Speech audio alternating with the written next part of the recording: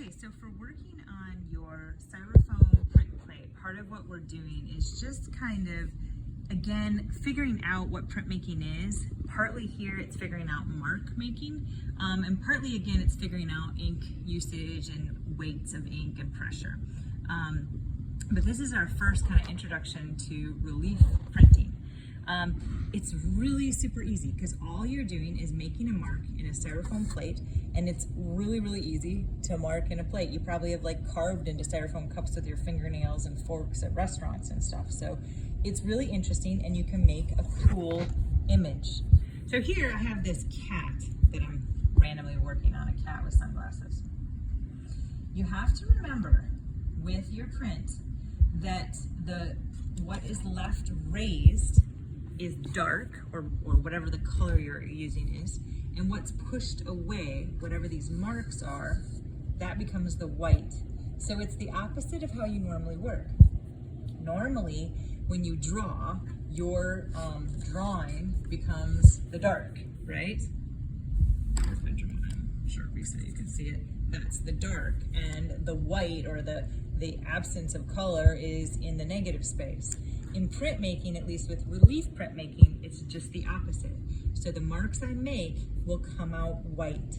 So you have to remember that, first of all. You have to think of that.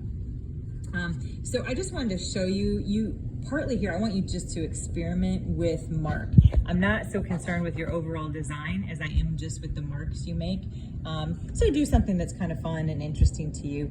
But I've done a series so you could see it here. I was gonna start with this mouth area. I want that to be lighter, and I wanna leave a little bit of color around the lips.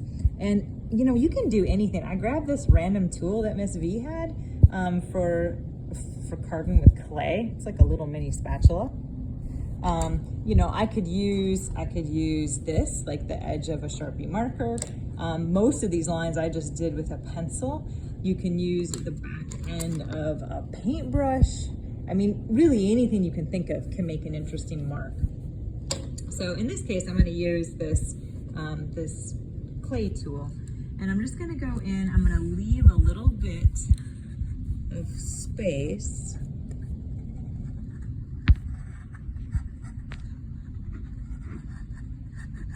where I want the dark to show, and I'm just pushing down on this plate, just kind of pushing it down and making a sort of an indentation.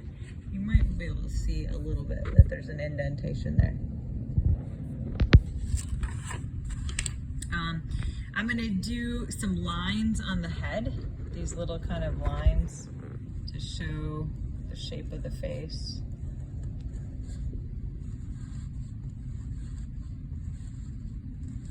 You can see it's really easy. It takes me no time at all to make lines on my cat. Those lines actually look almost like a bandana, so I think I'm gonna make this little bandana thing going.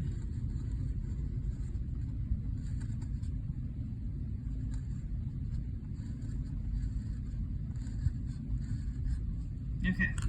So you're just doing that, messing with different lines, seeing what happens if you scrape in with your fingernail, you know, seeing what happens as you color in with different